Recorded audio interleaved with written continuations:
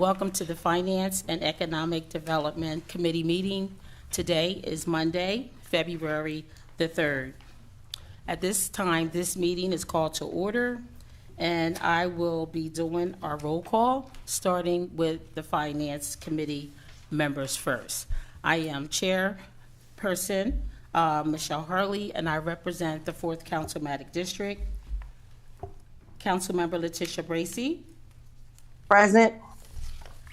Councilmember Sinead Darby is excused. Councilmember Hackett is excused. Councilmember Oliver. Present. Councilmember Spadola. Present. President Congo. Here. Councilmember Kobe Owens. I'm here, but I'm also not a member.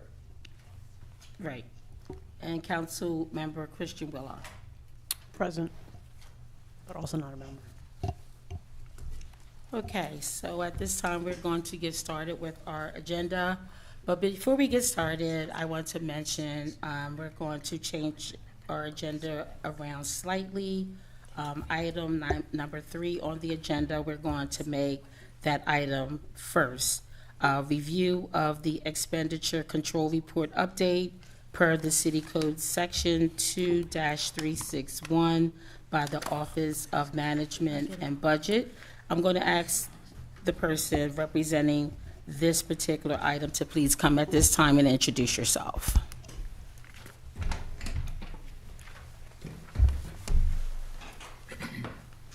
I'm Robert Greco, Budget Director. I'm CJ Jones, Budget Analyst. Welcome. So CJ just going to go through the report, and I do believe it should be up on the screen. We did provide something to Marshall last week. They're working on it. Okay. If they can't find it, we have hard copies here too we could give you. Okay. Just So, let's see. Give them a few seconds. doesn't move. Chairwoman, we have something from the Finance Department and also something from the auditors, but nothing from OMB. Okay. Did you forward it? Who did you forward it to? Marshall. Marshall. Yeah. We have hard copies. Let me just walk these to you. Okay. Hey, Marshall. They don't have the report, WITN saying. Yes, they should have the same report that you have there. You want me to just hand out the hard copies?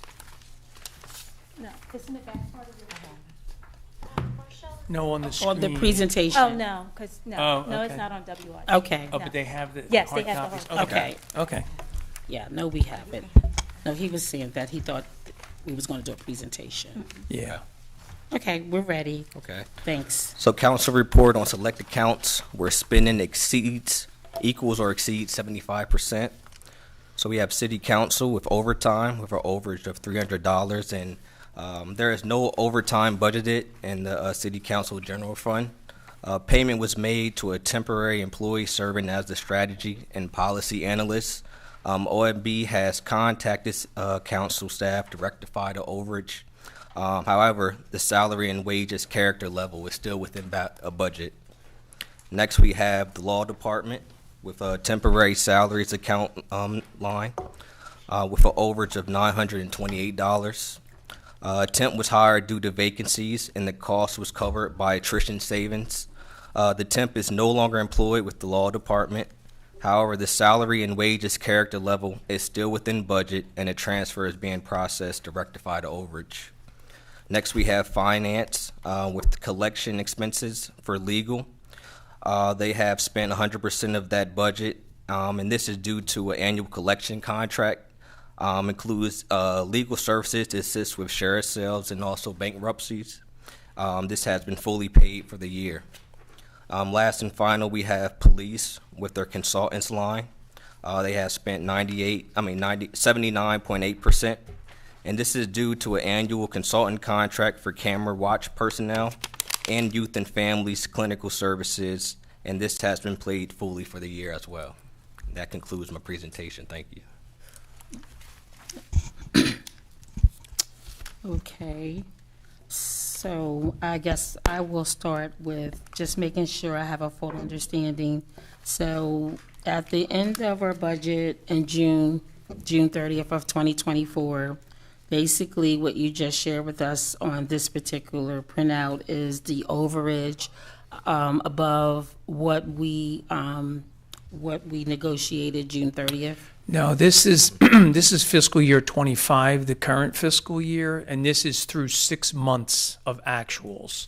Okay. And so, like as CJ said, like numbers items 3 and 4, there's actually nothing wrong there. It's just a timing. They pay those contracts up front, so they've been paid out, and therefore they make this list because that's what council asked for. Anything that's for certain accounts. They want anything that's been spent to 75% or more. But that's this fiscal year through December 31st. Okay, all right. And the other thing is for controls themselves, we have what's called the character level, which we talk about in the expenditure review board meeting. There's also weekly reports. So none of these are actually a problem as far as what we look at the total control, because they're, like for instance, city council, your salary and wage character is well within budget, you're fine. So that overage is just in a very detailed sheet where we can just move from one account to another as long as your wages and salary total stays within budget. Okay. Same thing with the law department. They had attrition, so they had attrition savings in regular salaries, the total salary and wages, which includes temps, regular salaries, some other things, overtime. They're well within budget, so we just can transfer from one account to the next. Okay. All right, and my last question is, so after reading this, and in the future, I'll make sure I get this information and get clarity before the meeting. So this is remaining budget money that's unspent based on the column. Can I just Yes, clarify? please. Councilman Harley. So basically, what this report is basically showing is, for example, with city council, we had $0 budgeted for overtime, but there was a charge of $300. So technically, we're over budget.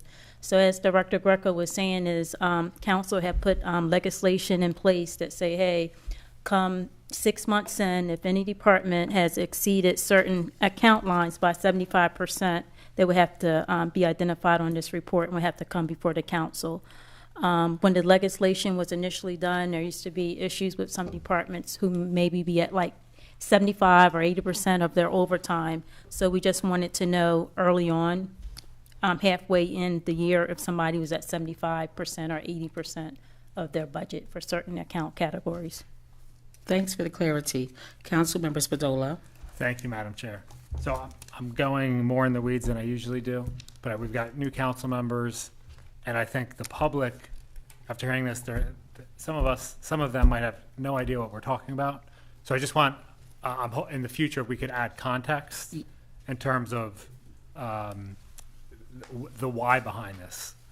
And tell me if I'm wrong, but this ordinance that's referenced here was passed that forces OMB to present to the council anytime any department has almost exceeded 75% of their funds for the fiscal year before the end of the fiscal year. It's actually just a once a year. It's actually for the period for the first 6 months. Okay. And then that's it. So Yeah. putting that Yeah. context in there, and also Right. just pointing out the fiscal year starts in July 1st, Correct. because otherwise people Yep. might Yep. be. And also, like I said, we do expenditure review every week. We Right. look at all departments, and anyone can be added to those reports. Marshall and some of the other staff get those reports. And you can see exactly where everyone is budget-wise, status to their actuals. This is just a unique situation, like Marshall was stating, that there were some issues with some of the expenditures in overtime during the Williams administration, and so some members of council felt like after 6 months, if they saw something really big like that, they wanted it to have to come to one of these committee Okay, meetings. that's Okay. helpful context, thank you. Okay. Well, I think that's a great idea because in addition to council members getting this information, coming to this finance committee meeting allows the public to be aware of it as well, the information that you're sharing, and give them the opportunity to ask questions, because one of the messages that many of us heard during our election season was, you know, a little more transparency. So I think in addition to us getting the information and you sharing it, I think that is a great idea. So thank you for the clarity. Do we have any other questions from any other council members? Do we have any questions from the council members on Zoom? Okay. If no other questions, thank you, gentlemen. And did you have anything else to share? No, that's it. Okay. Okay, this is a report. Yeah, any questions from the public? Yeah, just ask that question. Any questions from the public? No hands up. There's none. So thank you, gentlemen. Okay. Thank you very much. Have a good evening. You too.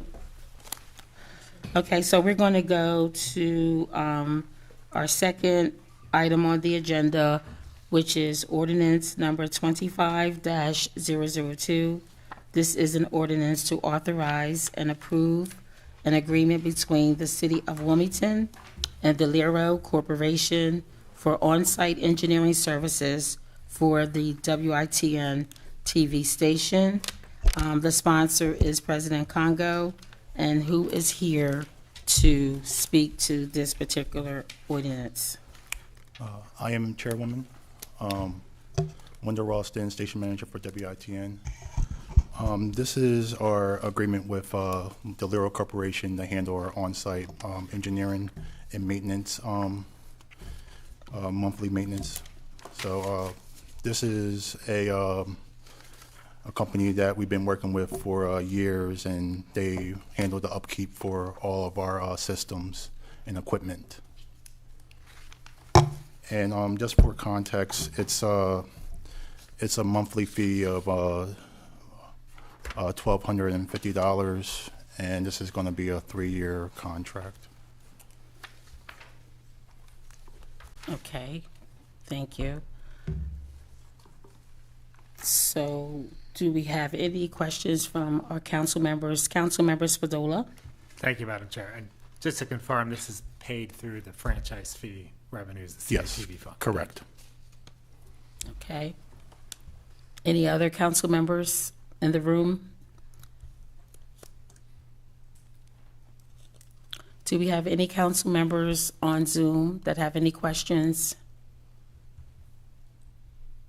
Anyone here from the public or on Zoom that have a question regarding this ordinance? Okay, the question that I had earlier, I reached out to Marshall as it related to just how our payments or how we were being invoiced. Right. And Marshall, she pretty much answered that question for me. So at this time, I don't have any other questions and none on Zoom. So I think that's pretty much it, unless you have something else that you would like to share. No, that's pretty much it. Just sharing context for this contract. Okay. Well, since this is an ordinance, it has to be voted out. So I would like to know, is there a motion to move ordinance 25-002 out of this committee? So moved. Second. Thank you. It has been properly moved and second, and at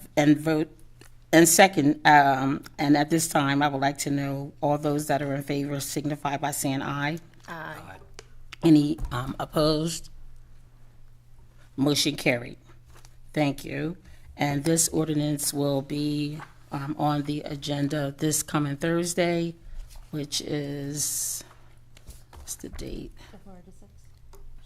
Thursday, February the 6th. All right, thank you. All right, thank you. Our next agenda item is a resolution encouraging the administration to organize a Wilmington 250 initiative in honor of Independence Day. The sponsor is Councilmember Oliver, and who is here to speak to this resolution. I am, Madam Chair. Thank you again. First, I want to acknowledge that Council Member Kobe Owens had emailed me and said he wanted to be a sponsor. I wanted to clear that up. And it was still in my draft. I apologize for that. So I'd like to add Kobe as a sponsor, Councilman Kobe Owens as a sponsor. This ordinance is a resolution encouraging the administration to develop an initiative to facilitate a Wilmington 250 structures of signing a Declaration of Independence. I was in Pennsylvania, I was in Jersey, and I do have some political friends outside of Wilmington, and everybody's in the state, and everybody's been talking about it for like 6 months, and really excited. We haven't had anything like this happen since the bicentennial, and I remember when I was younger, that was back in the day. So this is the celebration of Independence Day, and Wilmington is really involved. I know the state is heavily involved, and they're having a big meeting with cultural affairs. Tina Betts involved, Historical Society is involved, and the city's historical preservation planning department. So it's just celebrating Independence Day, and Wilmington's going to be involved since we're the first state. So I'm looking forward to just seeing some firecrackers and just excited because I'm an heir of the bicentennial, and that was really big, and they said this is going to be bigger. So I'm just glad to encourage the administration. They have their committee, but they're working on things anyway, but I'm glad to be a sponsor of something that's going to be really big in 2026, and I'm just glad that my council members are going to be a part of it. Thank you. Councilmember Spadola. Thank you. Please add me as a co-sponsor.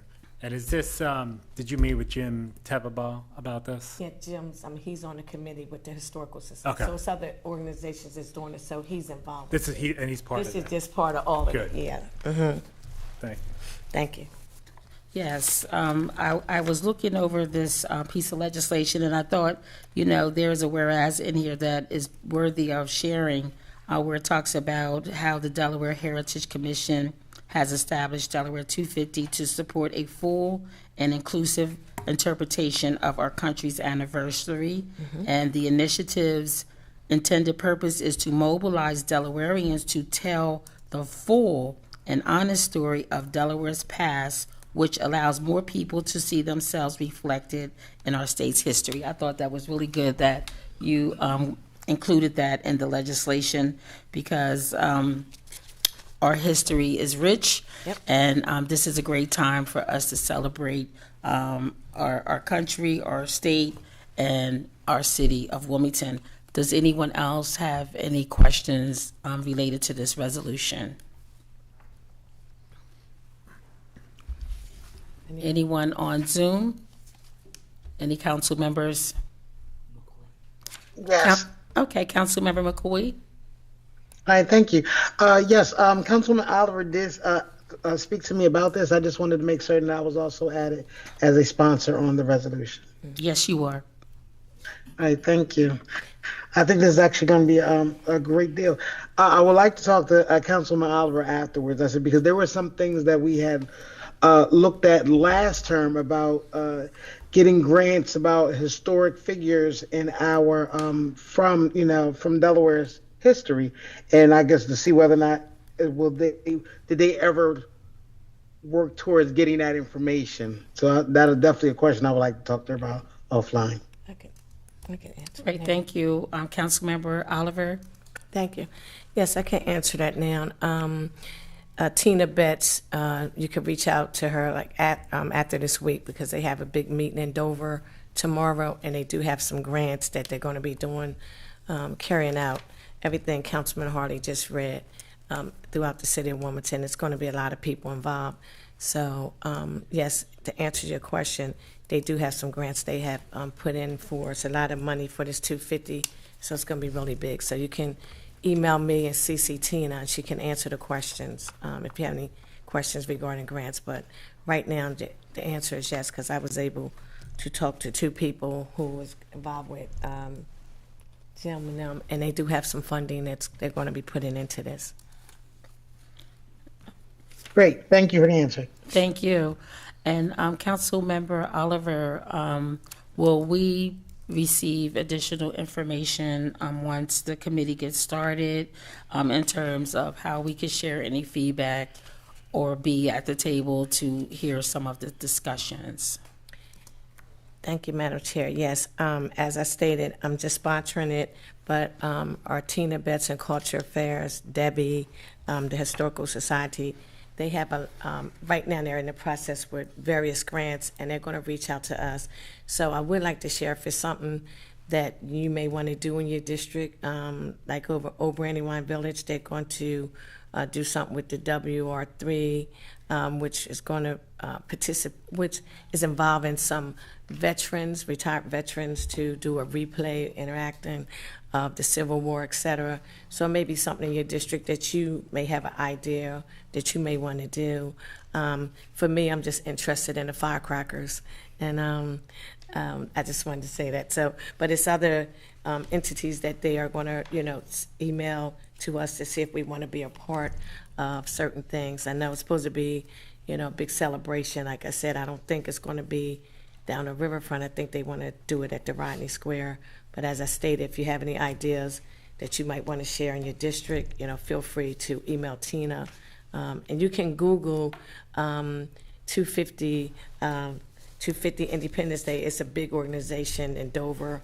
So you can Google and go online and find out some other things that I'm not really sharing because it's bigger than me. So I just wanted to put that out there.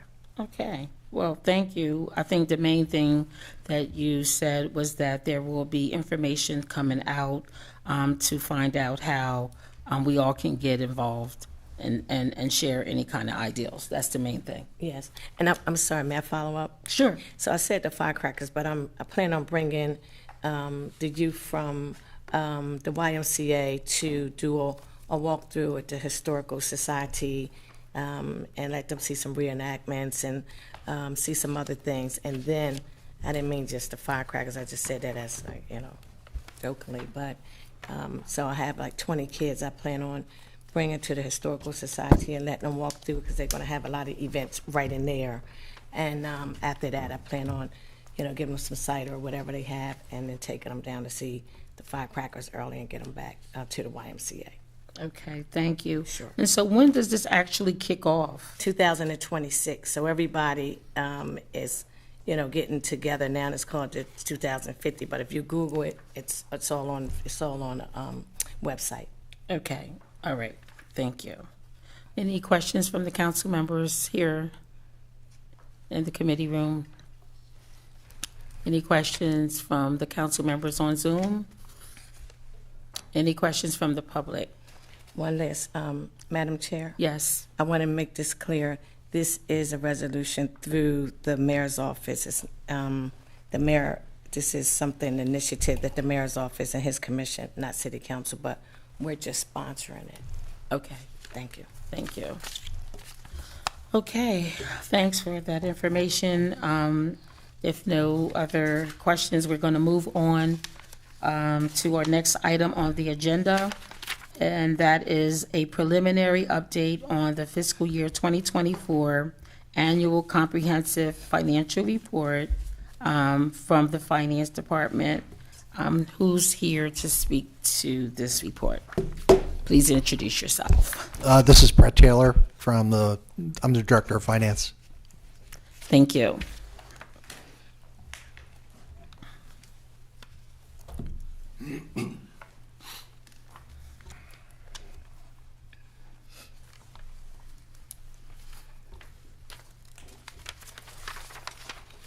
Thank you very much for your time tonight.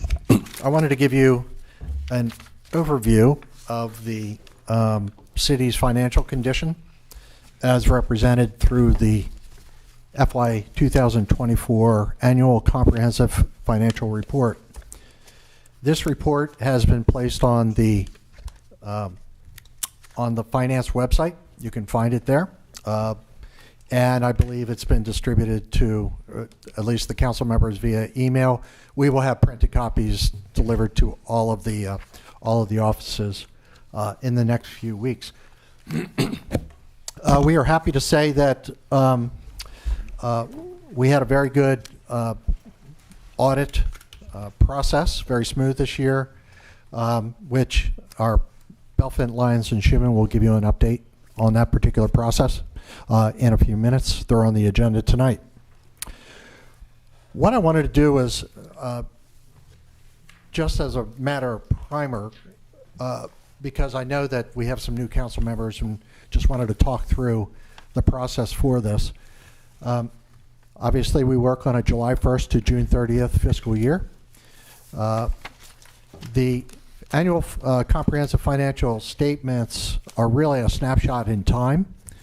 However, we do take into account, we're on what we call a modified accrual basis. There's a period after the end of June 30th whereby we make adjustments to the transactions based on billings that had gone out but had not yet received in terms of cash coming in. And we make, adjustments to the statements as we begin our audit preparation. We generally hand the documents over to the outside auditors sometime at the end of September, beginning of October, and we go through a period of where they spend time reviewing our transactions, and they'll give you an update on that tonight. I do want to encourage citizens, council members, general public to really look at the financial report if you want to get a real clear understanding of the city finances. It's a lot more complicated than most people believe. We run approximately $433 million through our system. These are all government-wide as well as business activities. I'm going to go over the general fund and water sewer fund tonight, but it does, if you'll go to the next slide, I'd appreciate it. What it does is it comprises of governmental units, and that includes general fund, water sewer fund, but it also includes capital accounts, state and federal grants. We have a number of what we call component units of the city. These are quasi-governmental organizations that, because we have a controlling interest in terms of membership and in terms of dollars that we give to those particular organizations, they have to be included in our reporting. Things such as the Wilmington Parking Authority, there's a number of others. So those are all represented as well. We also give a very comprehensive overview of our pension funds. Right now, and I'll go through this in a moment, our pension funds are on their way to being fully funded by 2032 in terms of our unfunded liability. We are in very, very good shape with respect to those investments. In fact, we've seen some very robust activity in our investments in that area that's helped us quite a lot over the last couple years. So this document really is all-encompassing. If you want to learn about the city from a standpoint of its fiscal health, it includes all the financial tables on a government-wide basis, but it also breaks it down into the various funds that I just described. It has notes referencing how we did the accounting, what the calculations are for. It also has some great statistical information about prior tax rates, utility charge increases, demographic information about our population, a number of statistics regarding our employment base and the like. So I really do encourage everybody to take a look at this, good hard look at this. Please keep in mind that the annual comprehensive financial report is retrospective. It's what has occurred in the last year. Again, it's a point in time. These things are fluid. We go through a process through the Wilmington Economic and Financial Finance Committee, WEFAC, whereby we give updates during the year on where we are with regard to our revenues. That WEFAC meeting is coming up, I believe, next week. We should, you'll get a really good comprehensive look at that. In fact, I think it's this week. It's Thursday. Yeah, it's Thursday. You'll get a comprehensive look at where we are from the December 30th, 2024, which is our second quarter results. So I want to go through a couple numbers, very high level. In this presentation, I also have the actual charts for the general fund balance sheet, revenues and expenditures, the water sewer fund balance sheet, revenue and expenditures, and the pension funds.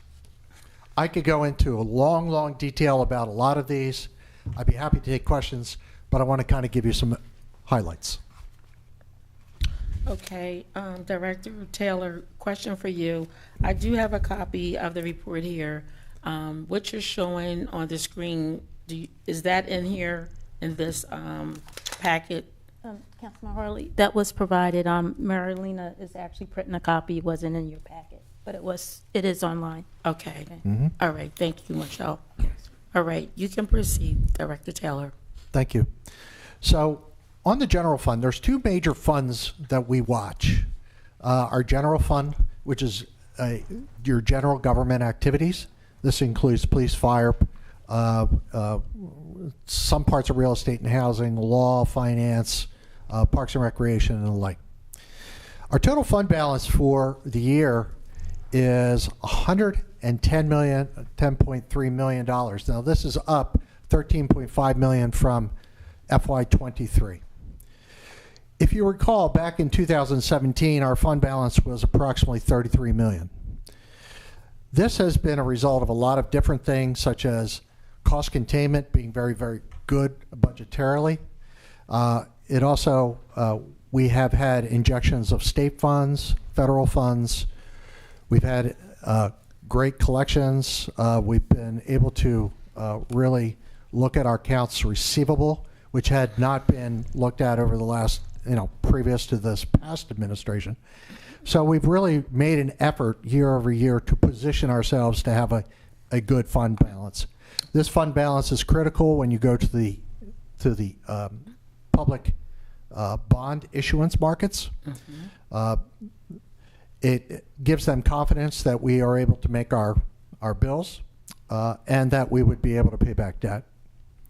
Now, part of that general total fund balance is the budget reserve account. That's $19.4 million. That's proscribed by city code.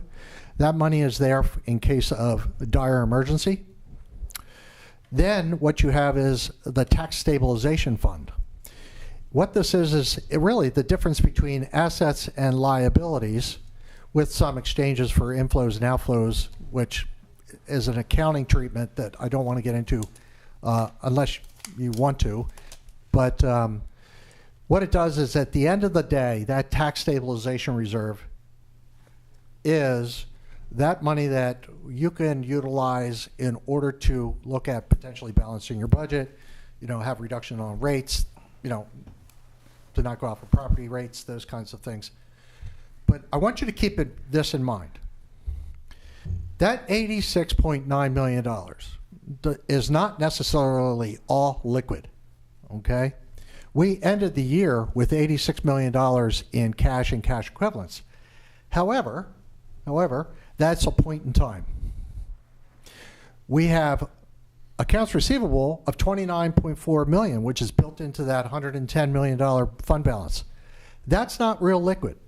That is the amount that is owed to the city for L&I fees, property tax, people who have not paid their property taxes, parking tickets that have not been paid. So you have to be really careful about using that tax stabilization fund, that $86.9 million, as kind of a number. We don't have $86.9 million laying around in cash at any one given point. The accounts receivable amount, also that of that tax stabilization, the assets under that, also includes bond bill money. Bond bill money we received last year in 2024, $17 million in bond bill money. That money has been earmarked for very specific programs under, with community organizations. Although that may not have gone out the door as of June 30th. It's sitting there waiting to be allocated. So you really have to watch this as a living document, okay? But generally speaking, it keeps, things, it gives you a good snapshot that we are financially really healthy. And we have some options to be able to make some policy decisions, which, you will do during the budget process, about what the general fund budget should look like. Keep in mind, like I said, 17 million of these are bond bill proceeds. They're treated like general fund revenues. They're allocated to community groups, and they're part of the unspent parts of cash and other investments. Now, cash and other investments. We don't invest in anything other than really conservative short-term investments. They are primarily CDs, overnight funds transfers, and the like. The Treasurer's Office has done a really terrific job at the investment portfolio, which I'm sure he'd be happy to share. But that is also a component. Those are invested funds, are part of those cash and cash equivalents. The fund balance is comprised of several assets, including accounts receivable, and they're not necessarily liquid. If you go on to the next slide. Our water sewer fund net position is just as robust. We have a $211 million net position. When I say net position, this is your assets minus liabilities, but it also includes, as part of your asset base, the value of those net assets in capital. And I'll explain that in a moment. Those net assets, investments in capital assets, is $189.4 million. That's money that we recognize that's built into the infrastructure, right? That's not liquid. That is simply what the balance of that, what those investments, the value of those investments. So that number tends to go up. It has been going up as of the last couple of years, primarily because we have been able to leverage the state revolving loan funds and have placed them into investment, into infrastructure, right? So when all told, you have a $211 million net position. The capital assets make up $189.4 million of it. After all that is taken into account, you have what we call an operations and maintenance reserve.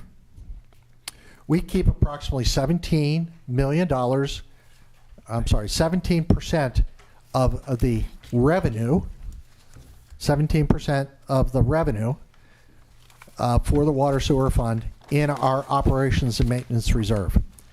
That operation and maintenance reserve is there for catastrophic issues. Say we have a flood, major flood down into the water or the sewer treatment plant, or the water treatment plants, they go offline. It carries us for approximately 60 days in terms of being able to keep the doors open, the lights on, and people paid. After that, we have a rate stabilization reserve. Again, this acts much like the tax stabilization reserve.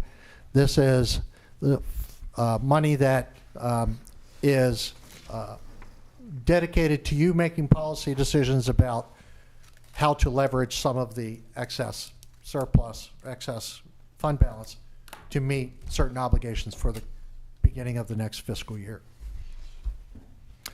Water sewer revenues were $89.3 million.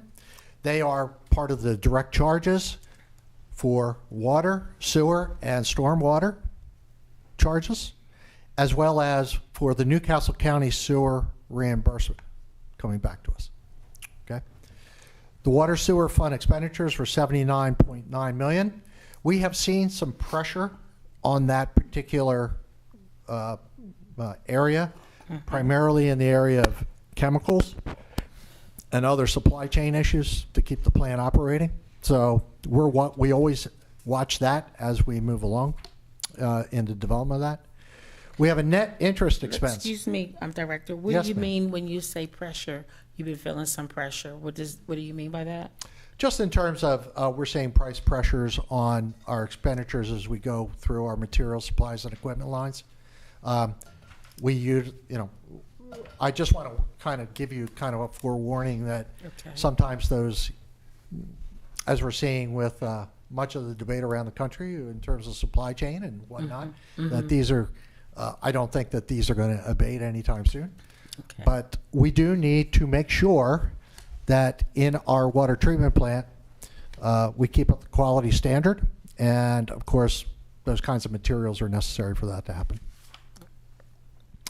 We take out a net interest expense. This is what we spend in terms of interest on the debt. We have a small capital grant. So we ran a surplus of about $4.9 million, which on its face is not all that large. We're recognizing that, again, with the price pressures, we have a number of things coming up in the next fiscal year that you might want to take into consideration, including our PFAS obligations, to eliminate the PFAS chemicals in the water and the like. Again, the rate stabilization reserve is not large. So these are just some things that you want to take into account. Next slide. I have a question, Yes, Director ma'am. Taylor, as it relates to PFAS. I recall us going to Washington, D.C. last year when they first, made that announcement in terms of the expectations of all these different municipalities. Did we, or are we going to get any funding to support that initiative? I believe we are. The dollar amount is unclear. You're going to have to ask Kelly Williams what she anticipates. I defer to Kelly on that one. Okay, thank you. Councilmember Willard. Thank you, Council Member Harley. My question is I had a few questions just to better understand this. So the water sewer fund revenues of $89.3 million. I know you said you're on this modified accrual basis. How is that like cash revenue, or is that not cash revenue? What is the relationship of that $89.3 million to money that actually came into the coffers? We work on an accrual basis on the water sewer fund.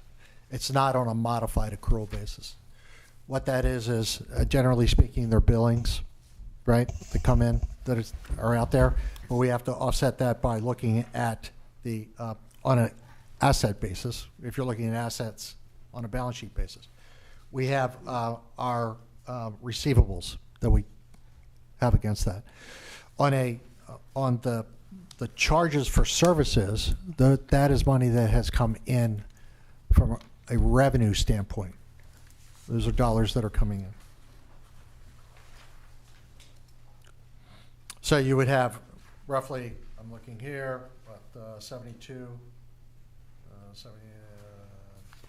82 million dollars in actual charges that are coming in as revenue receipts.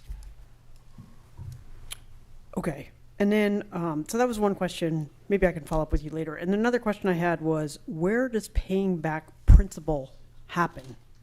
Like, we have the water sewer fund revenues, we have the water sewer fund expenditures of 79.9, then the net interest expense of 5.4 million. Where does paying back principal happen? Is it included in that 79.9 million of? Well, it's really under depreciation and amortization as an expenditure. So it's included in the 79.9 million. Correct. Okay, I have one more question, which is, in terms of write-offs, I know you write off a portion of the unpaid, of what hasn't yet been paid, what's billed but hasn't been paid. How does it work that those bills are collected? Like, when you write them off from an accounting standpoint, do you also write them off from a collection standpoint? There are two ways There's an accounting way, and then there's the actual credit to the customer. So when you have we have a set of billings that are out, that are recognized on the balance sheet. We write down over a 10-year period the amount against those billings. So we take an allowance, we call it an allowance for doubtful accounts on the accounting side. When a customer has an adjustment to their bill because we're giving them a credit or we're writing them down, or if there is some other action that had taken place, a sheriff's sale, or even a negotiated agreement. We negotiate these agreements all the time. We will actually credit against the customer's account and reduce the receivable. So say you owe $10,000, we negotiated $5,000, we take the receivable off. We actually put into the accounting system a write-off of $5,000, and then we credit against the customer's account $5,000 if they paid it. Thank you very much. Thank you. Okay. Okay. As I had mentioned, the pension fiduciary fund, our net position for the fiduciary fund is $294.6 million. That was as of June 30th. That number has increased. We're going to be having a pension board meeting at the end of February, in which we'll get our results for the second quarter of this fiscal year. Things have looked positive. We are probably closer to the $300 million mark. The net position in OPEB is for, those are other pension benefits, primarily healthcare. We're at $41.1 million. We earned an investment income last year of $38.2 million on the fund. And as I said, the good news is that we're looking towards a fully funded pension liability slated for 2032.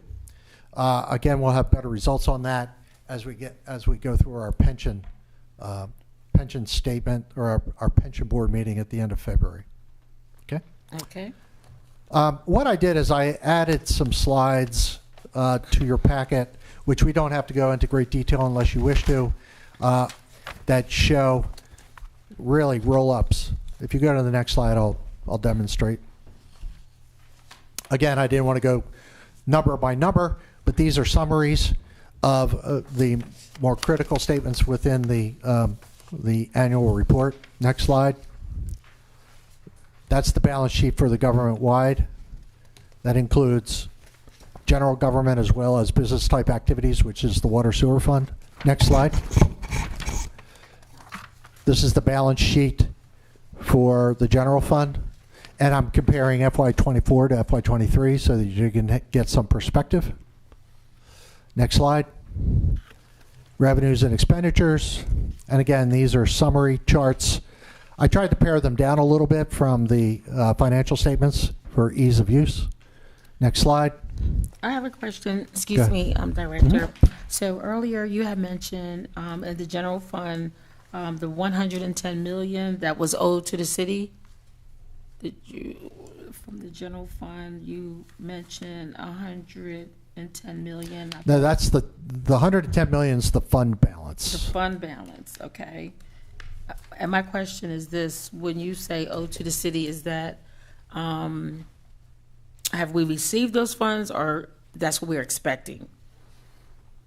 I don't understand the question. Okay, 110 owed to the city, meaning is that? No, the 110 is the fund balance. That's what we have in our accounts as of part of that. Mm-hmm.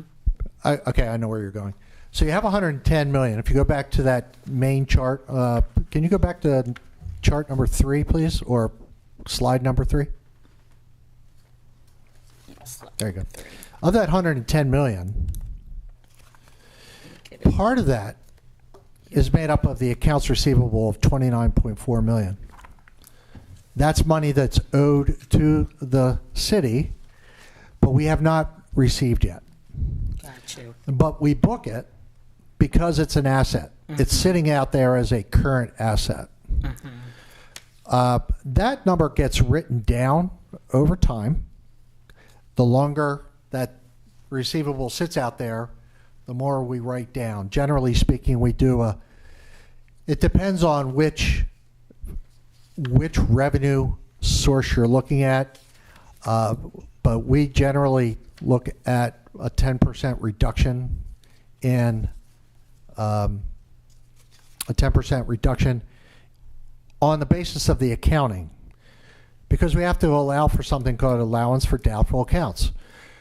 The auditors, and they can explain it a little more technically than I can, the auditors will look at that and say, well, do we have a reasonable expectation that we're going to get this money? And you don't want to put yourself in a position to say, yeah, 100%, we're going to get this money, but that could be 10 years out. I will say that the lien stays with the property. Right. We write it down off of our financials, right, on a conservative basis. But that money is still potentially collectible if someone sells their house, right? Right. They have to satisfy those liens before they can transfer ownership, or the new owner will end up assuming those liens. That becomes part of the revenue coming back to us. Even though we've written it off of our balance sheet, we still could collect that revenue as it comes in.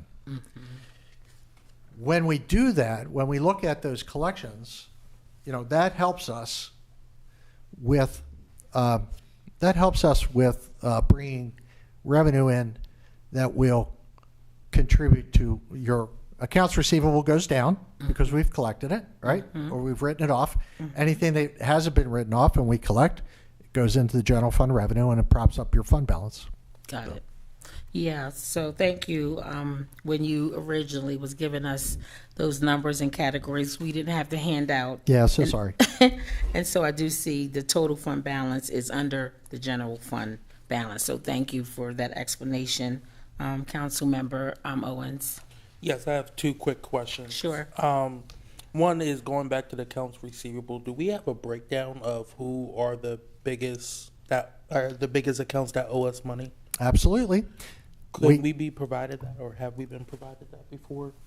I can certainly produce something for you. Thank you. In our posture of collections, we generally, when the previous administration, when I came on board, I started from the top down. I mean, the whole idea is that we should be hitting the largest owers first. Now, during those negotiations, you get a whole lot of different outcomes. Some people go into bankruptcy, you can't collect it. Some people go into large payment agreements, long-term payment agreements. It becomes a little more difficult, but at least we have them on a payment agreement and they're paying something. Some go to sheriff sales, some have water disconnection. So we try our best to manage through them. I will say, and I'll say it again, I've said it every time I'm here, anybody who wants to come in and make a payment agreement or have some conversation about it, we're open to listening. We may not be able to accommodate them all the time, but we are willing to listen. The other thing is that we put in place things such as the utility assistance program, things that we can help the average person with their accounts receivable. But the short answer is yes. I'd be happy to share some of those numbers with you, but understand that we really do start at the top and we're working our way down. Thank you for that. And my second question, while we're still here, is the tax stabilization fund. You said the $86.9 million is an all liquid. Do we have a number of how much liquid cash we have in that fund? We do. The Treasurer's Office has does its monthly Treasurer's report, and it tells us what our liquidity is, right? Second, you can look at the amount, the $110 million, you can really deduct kind of the accounts receivable. If you look at that, you minus that. Also, we have some funds that are due from other funds, right, that we have not collected as of yet. So with that, if you do the basic math, we're talking approximately $50 million or so that would be part of that equation. Here's an important distinction. All right, this is something that's come up particularly in the last couple months. When we spend something out of the general fund or out of any of the funds, capital, federal funds, and the like, it comes out of the general fund. It's paid for out of the general fund until such time as the accounts are reimbursed. Pensions, we have to take money from pensions and reimburse ourselves for the general fund. Capital projects, goes out of the general fund. We then either liquidate securities in order to pay us back, or we draw down money. We just took out a bond anticipation note, for instance. We would draw down money from the bond anticipation note. Federal grants and the state revolving loans are also, we pay them out of general fund first, and then we draw them down.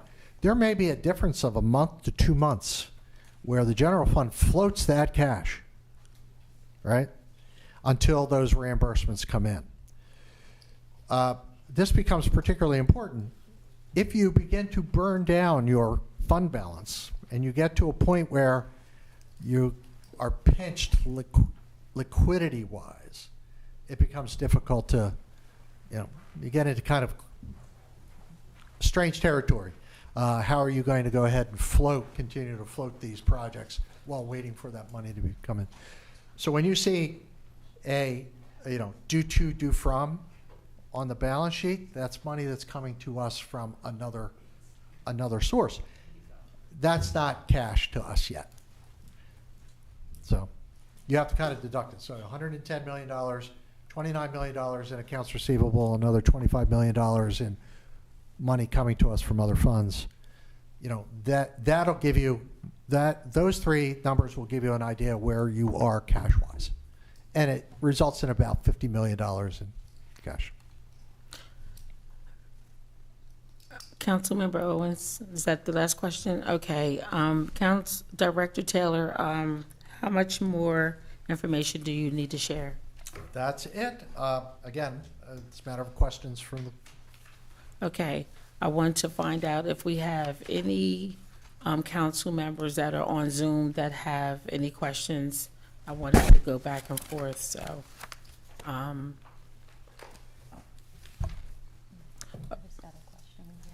Marshall.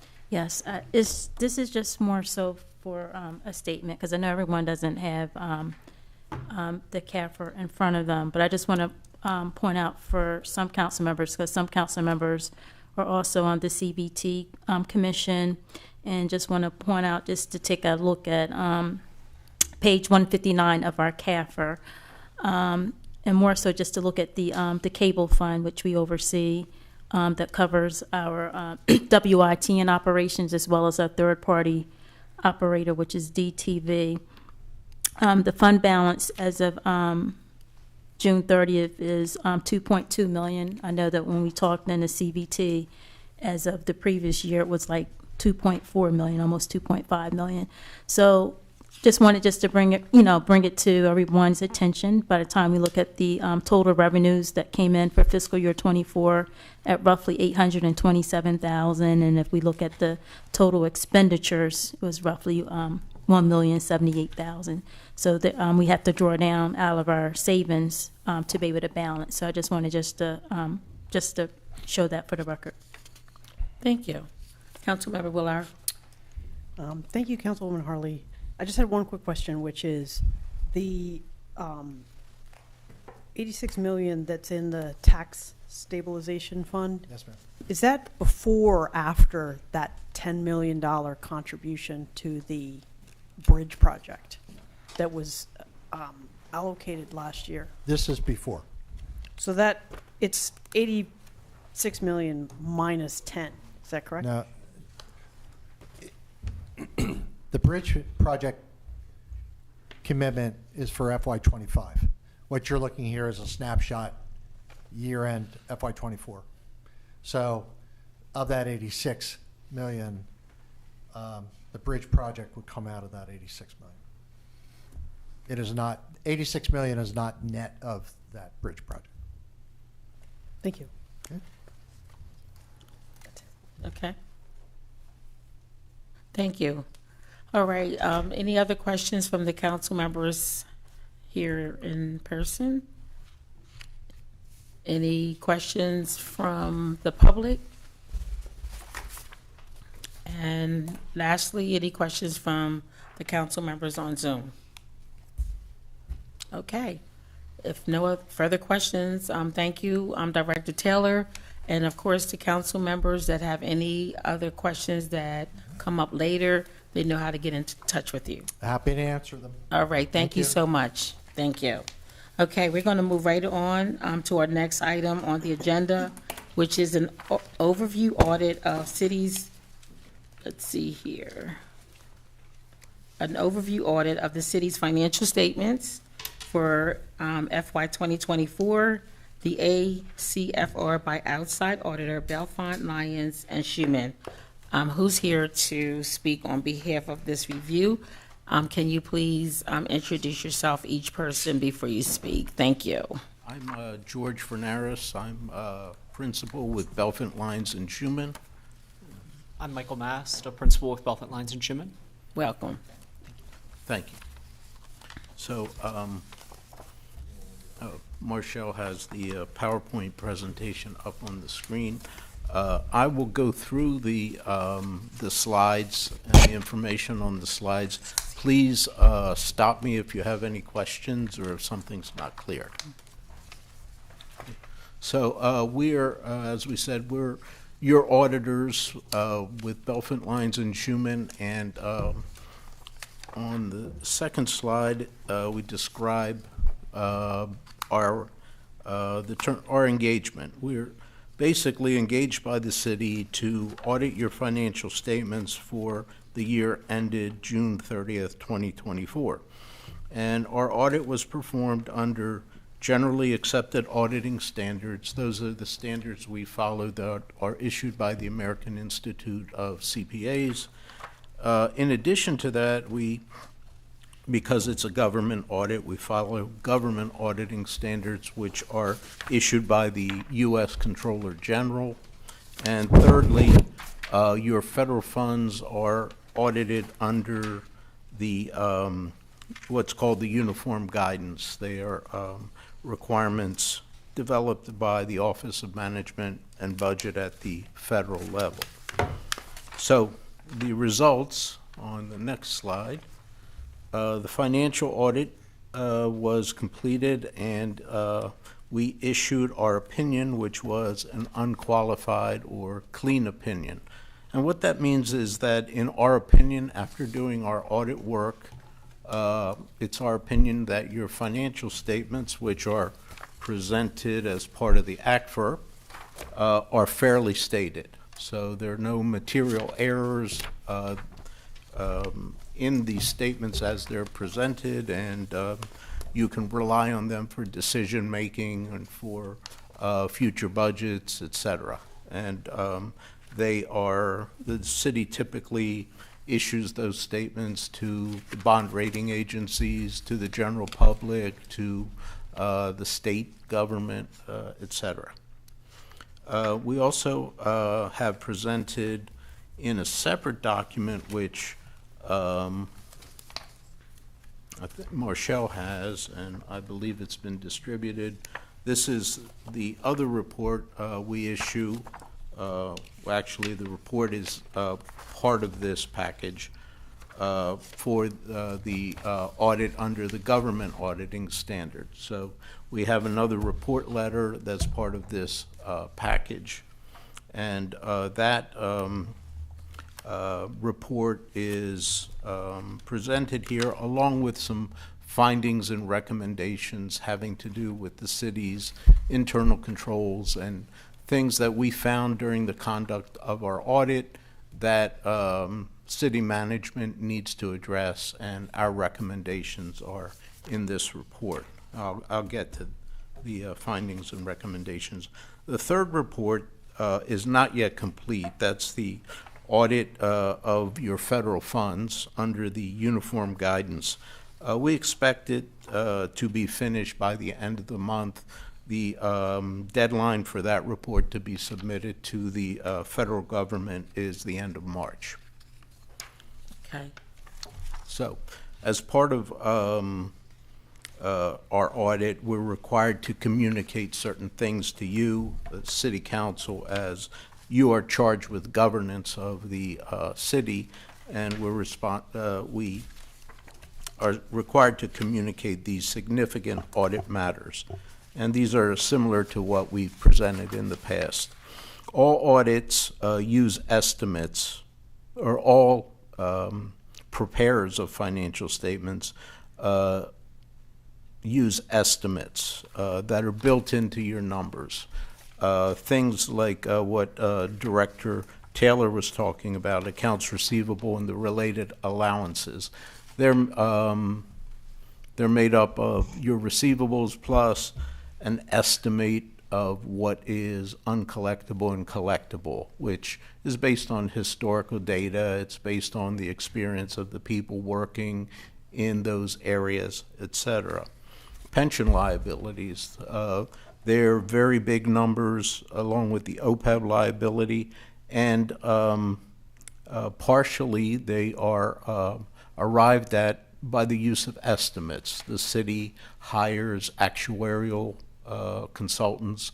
The actuarial consultants do their studies with regard to life expectancies and other factors that go into creation of that pension liability, those pension liability amounts that are in your financial statements.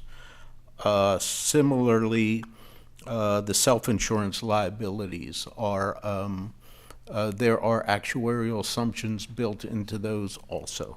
So, and the biggest one is depreciation. You have capital assets that are on the books, many of them with useful lives. The biggest ones have useful lives of 30 to 40 years. Those are estimates, and they, all financial statements include estimates of various types. Also, in your financial statement package, there are the note disclosures, which are a very critical part of the statements. Those notes, that follow the financial statements, we think that the most significant ones and the ones you should be familiar with are Note 1, which is your accounting policies. They're all laid out there, so they give you sort of a roadmap as to what's presented in the financial statements. Number 9 is debt. It's important because the numbers are very large, and it's important to the city's financial health. Number 15 and 16, the pensions and the OPEB disclosures. You'll see in there, again, the numbers there are very large, but also the requirement for the disclosures is also very extensive. Those two notes take up about 10 pages of disclosures. So they're very important to the overall financial picture of the city. We didn't have any difficulties dealing with the personnel that we worked with in the finance department, the audit department, other departments. We did have some difficulties in obtaining information timely. I have to say they were things improved quite a bit this year. There were no difficulties dealing with management during the conduct of the audit. We did provide some adjustments to the financial statements. They were material amounts that were accepted by management and incorporated into the financial statements. There are also certain uncorrected misstatements, which are misstatements that are small in amount, and in our opinion, they were too small or insignificant to correct for. But we prepared a list of those for management, and we track those over time. Okay. We didn't have any disagreements with management. If we had any disagreements, we would be required to report them to you. But I'm happy to report that we got along okay. And we received all of the, we received certain representations from management at the end of the audit. Those are things that we typically go through at the end, just to make sure that our understanding is the same. And the finance director and the mayor's chief of staff sign off on those representation to us. So are they required to be like at an opening and closing meeting? Yeah, we generally have an entrance conference and an exit conference with city management. And is that one of the requirements, as you know, you are working for the city? Is that part of like a membership requirement that the top management be in the opening and closing meetings to fully understand and be on the same page with any findings? I wouldn't call it a requirement, but it's something that we do for every audit. So whether it's the city of Wilmington or some other organization that we're working with, that's generally the practice we follow. It may not be the same people at every meeting, but before we finish, we need to make sure that the people we're reporting to understand what was worked on, what was concluded on in the audit. Thank you. Okay. And lastly, on that page, management, to our knowledge, didn't consult with any other accountants. Sometimes when there's a difference of opinion with the auditor, management may go outside and seek a second opinion, but to our knowledge, that did not occur. So on the next page, some other significant audit matters. It's important to know that management is responsible for the preparation and fair presentation of the financial statements in accordance with the principles. Our responsibility as your auditors is to give you our opinion on whether the financial statements are accurate based on our results of our audit. So most of this package is the responsibility of the city's management, and our part of it is the opinions on it. Okay, and again, the audit report, the opinion on the audited financial statements was an unmodified or clean opinion. So, moving on to the generally government auditing standards report. It's also known as the Yellow Book report. It was performed under the standards issued by the Comptroller General of the United States. This report considers your internal control over financial reporting. So we're looking at the controls in the system that result in the numbers that go into the financial statements. Are those controls strong? Are there weaknesses identified in the controls? And also we're testing with compliance with laws and regulations. During the audit, we had 5 findings regarding internal control over financial reporting. One of those is considered a material weakness, and 4 of those are what we call significant deficiencies, which are less serious than a material weakness. Material weakness is a deficiency in internal control that, if it's uncorrected, could result in your financial statements being materially misstated. Significant deficiencies are less than that, but they're still important enough that we have to bring them to your attention. And we have found those 5 findings are related to internal controls. There were no findings of non-compliance with laws and regulations. So on the next page, I've summarized the audit findings, and I can go into them in more detail if you need. The first finding, which is the material weakness, has to do with the financial reporting close process. This year, as in recent years, there were misstatements in the general ledger balances that we started off the audit with, and they required a number of adjusting journal entries to be made to get the financial statements to be correct.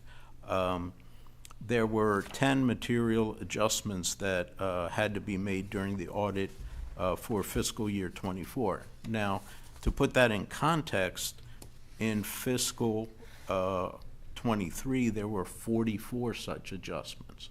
So we see significant improvement in the closing process in the preparation of the financial statements at the end of the year.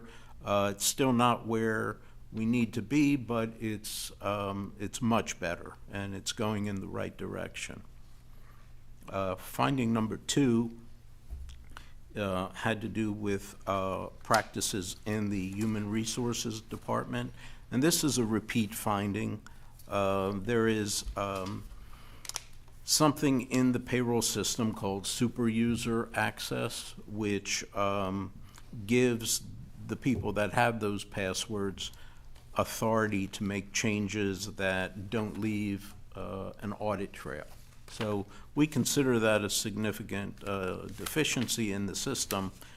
Now, it's been reported for several years now, so we're familiar with it. The audit department's familiar with it, and human resources are also familiar with it.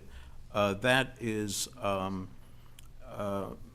they have gone back to Munis. There is no way that that can be corrected. It's a feature of the system. So what they have to do is be vigilant.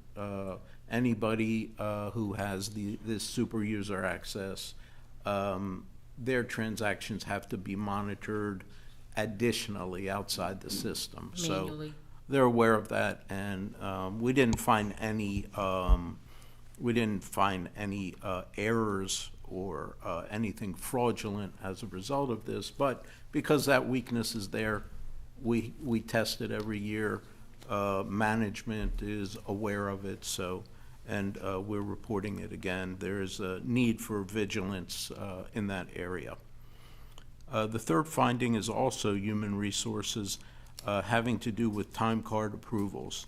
And again, management is aware of this weakness, and they're following up. They're kind of, management and HR is kind of in a catch-22 position with this finding. They're aware that time card approvals are a requirement of the system, a feature of the system, but they're also required to get payroll out on time. So sometimes there's not adequate time to follow up, make sure they have all the approvals before pushing the button and issuing the payroll. So, they have to keep a balance. They are aware of this. They do follow up after the fact.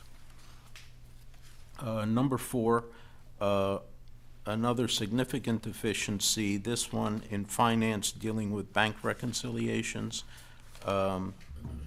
Management has, this was another repeat finding. Management has initiated some new procedures midway through fiscal 24, which helped to lessen the issue this year. It was much less of a problem for us this year than it was in fiscal year 23. But hopefully next year we don't have it at all. Number 5, This is also repeat finding, police and fire extra duty revenue. As you know, the police and fire department provides staffing for some city special events, some construction projects that are over and above what their normal duties are, and the city bills for these services and collects revenue. There are, in FY24, as in prior years, we found that there's a problem with the city not billing fully for the services. So that fund that contains this activity is running year after year at a deficit. So the management of the finance department, the police department have contracted with an outsourcing firm that is going to oversee this process starting in this fiscal year 25. So hopefully that will make the billing and collection process more efficient and result in the city recapturing all of its costs. So that's the 5 findings for fiscal year 24. During last year's audit, FY23, there were 8 findings. 3 of those findings were addressed, and they did not recur in fiscal year 24. So we have an improvement in that area as well, the area of internal controls. Yes. Yes. Mr. Fernandez, just one question for you. On the audit finding 24-001, the total threshold, would that have changed our like cash balances or anything? The total for the finding of the first one. Oh, the amount overall compared to last year? Yeah, and I don't have it in front of me, but it was significant. Maybe I do. It was significantly less than it was in FY23. Total amount of these adjustments that we had to make this year. Now, some of them go one way and others go the reverse. So net amounts, adjustments to assets and deferred outflows is about 2.7 million. Debit increased, and about $3 million of liability to the liabilities. So there's a net effect is very small, but 3 million one way, 3 million the other way, and there are about 41 entries in total. Okay. Much more last year. Okay. Madam Chair. All right. Councilmember Spadola. Thank you. Can you add, in non-accountant speak, just some context to these, relatively speaking, to other municipalities you audit? How similar are these findings? Does Wilmington have more findings?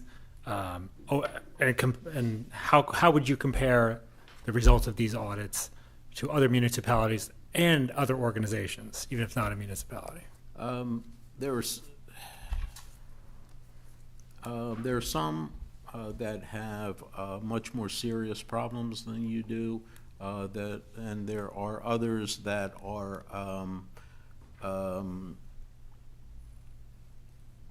I'd say have less adjustment to them.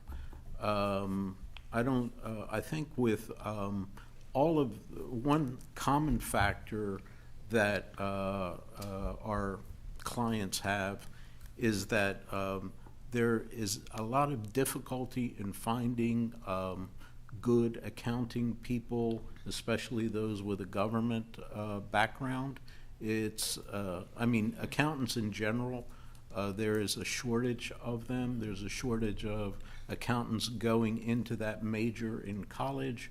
There's a shortage of them when they come out. So I think a common issue that that we see across the board, city, state, other municipalities, is that they really have a hard time getting and retaining good accounting people. Now, here in Wilmington, Finance Department was able to fill a long vacant position last year, and that certainly had an impact in this year's audit. It helped us out quite a bit. Thank you. That's good. Councilmember Willard? Thank you, Madam Chair. I just had a question about the issue of the city not billing fully for services. Do you have an idea, or can you give council an idea of how much money we're talking about? Yeah.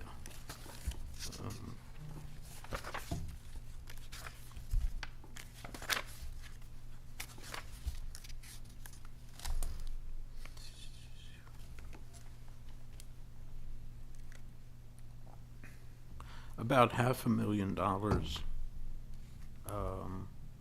last year. Was it correct? Yeah. Thank you. Now that Chief of Staff, I'm sorry. that could still be recovered, but you know, as of June 30th, 24, that was the number. Chief of Staff Simmons? Yes, I have a quick question regards to audit finding 3. In looking at time card approvals, do you guys have experience in other municipalities where that could potentially be resolved? Just because I know when it comes to approving time cards and reliance on if somebody isn't there to approve that they actually completed their shift and things like that, what process could you potentially implement to get that figured out? I would think that there's there probably you're highly automated in this area, and automation certainly helps out a lot. There are a lot of time cards that need to be reviewed, and I think that's something that I mean, further automation might help. Better reporting in advance might help. Someone in the back has a question? It's me. Okay. I just want to make mention that we recently commissioned a report by Gartner Consulting to look at our entire ERP system, our entire system across financials. And one of the things they came up with was a review of the HR system. And one of the recommendations was to exchange out the HR system at some point. So we'd be happy to share that that consulting report with you. We're looking at new technologies, so getting to the heart of what Chief of Staff is talking about is that we've been using the Chronos system for a number of years. We just don't think it's as robust at trying to identify some certain things, and particularly exchange of information between Munis and Chronos and whatnot. So I just want to make you aware that we are considering looking at an HRM system. And okay. It'll be probably part of the capital budget for FY26. Oh, all right. Thank you. Great. Thank you very much. I did hear that the city of Wilmington is definitely looking forward to upgrading our technology. So that's right in line with what I've heard, and hopefully it will address some of these weaknesses, you know, that we're going over this evening. So thank you, Director Taylor, for that. You can proceed. Just a couple more. Oh, McCoy has a question. Okay. Councilmember McCoy? Yes, thank you. My question, just before y'all continue, is that I actually just heard that there were 8 findings the previous year. 3 actually did not reoccur. We were able to take care of the 3, and it seems as though this recent audit, the only reoccurring ones is HR. Was there anything else that we dealt with that was reoccurring? No, besides the HR. No, I think was it 4 out of the 5 or 5 out of the 5 were also recurring. I think, was it 5? All 5 were also reported last year. Okay. And so I'm sorry, Madam Chair, may I proceed? Yes. Okay, thank you. So with Director Taylor stating that we do look to improve, I guess, the HR's programming or system or how they operate, would you be able to, will we expect then to either move all 5 of these or maybe just around 3 or 4? Because it sounds as though the public safety may be an entity all to its own, where they're trying to do this outsourcing, where we have to spend more money so that they can figure out how to actually bill and then collect.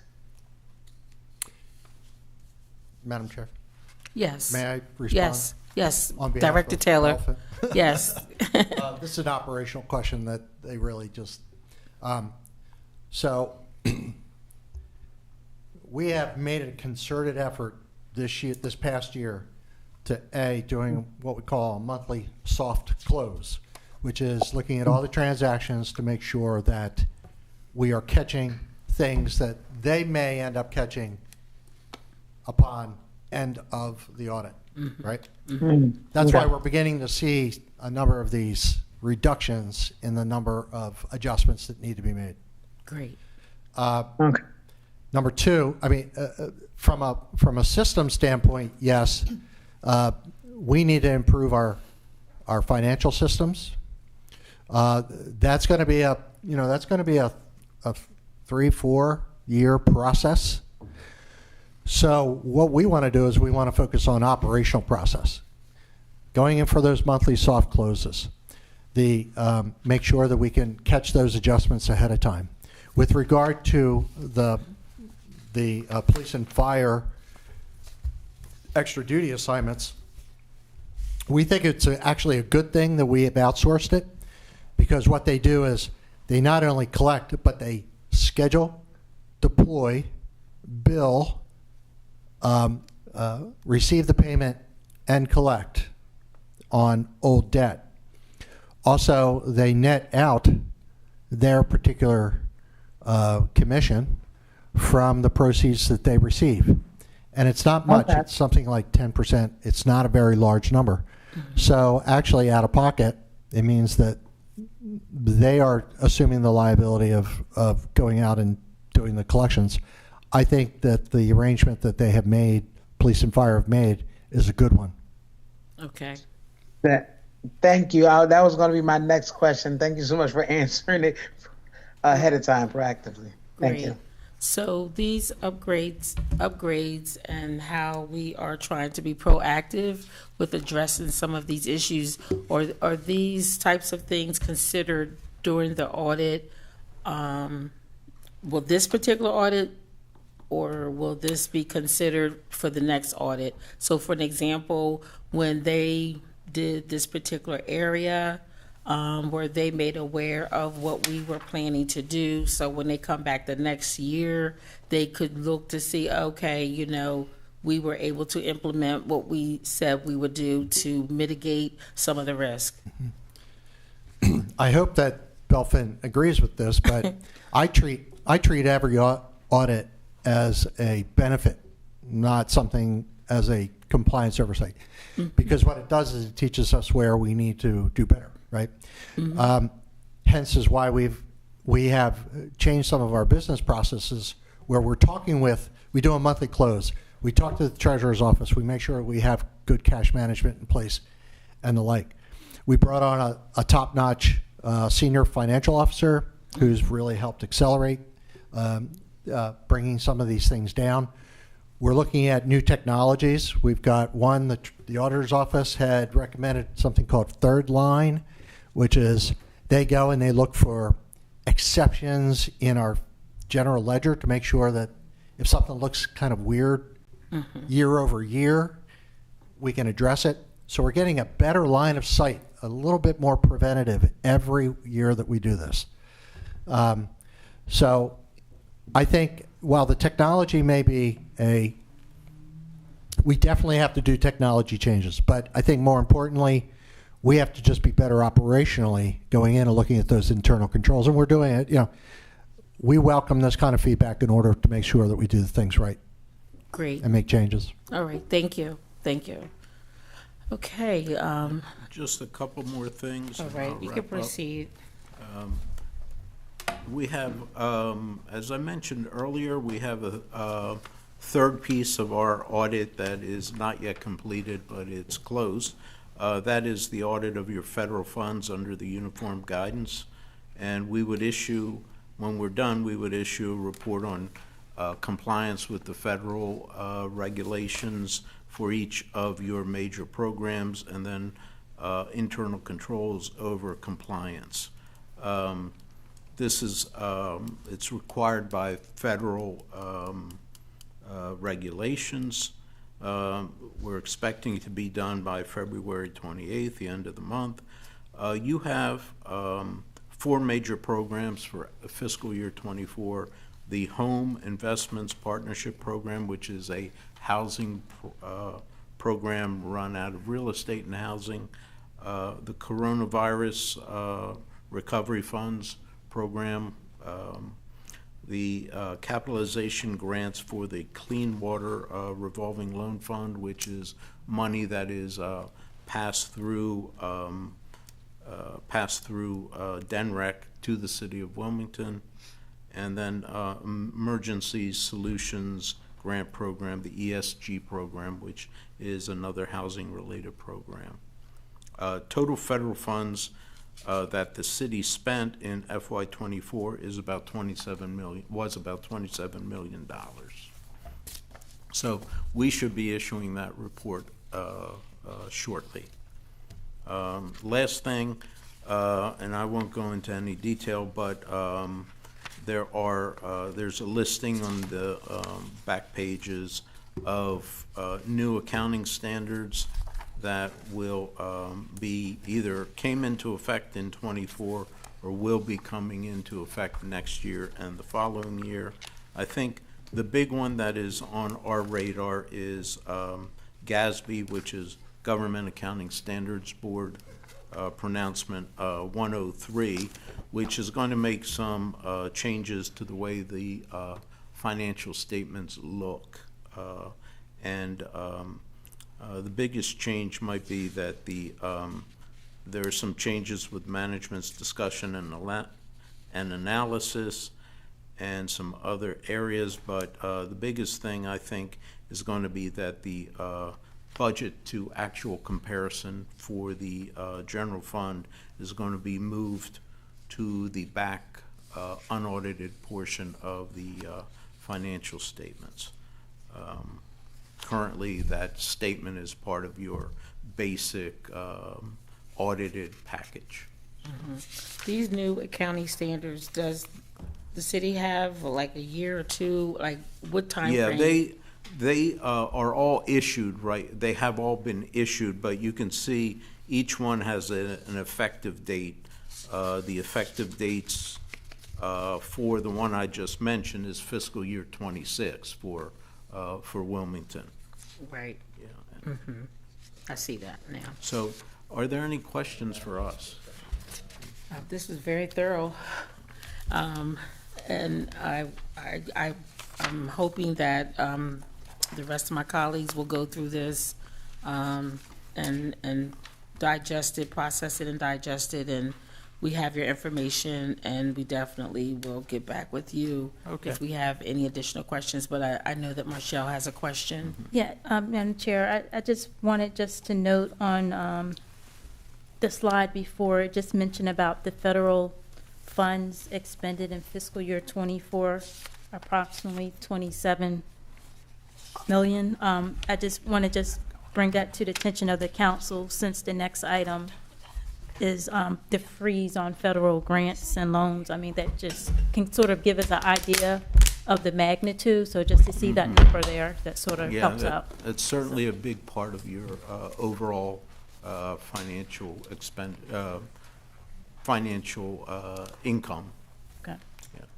Okay. Thanks. All right. Okay. Thank you. If you have any follow-up questions, Marshall knows how to get in touch with me. Yes, thank you. Thank you very much. Okay, so we're going to thank you for that thorough presentation and going through the different findings. And again, we will definitely process it, digest it, and if we have any questions, we'll get back to you. Thank you very much. Okay, our last item on the agenda is to discuss the direct impact to the city of Wilmington pertaining to the United States presidential order to freeze federal grants, loans, and other federal financial assistance. Madam Chair, we did reach out to the administration, to the chief of staff, and we thought we'd have some type of official response from the federal government today, but that wasn't received. So I just wanted to mention that. So we probably have to hold this topic for another meeting. Okay, so our last item on the agenda, we're going to go over that at another meeting. So having said that, Mr. Walker, did you have any update to that? I want to put you on the spot for the federal funds before we close out. We're just going to make it for the next. All right, thank you. Just wanted to verify. Thanks. okay. Okay. Sorry. All right, no, thank you. Any questions from the council members on Zoom before we close out? Any council members in the room? Okay, having said that, can I get a motion to adjourn? So moved. Second. Thank you. It's been properly moved and second to adjourn. All those in favor say aye. Aye. Aye. Any opposed? Meeting adjourned. Thank you.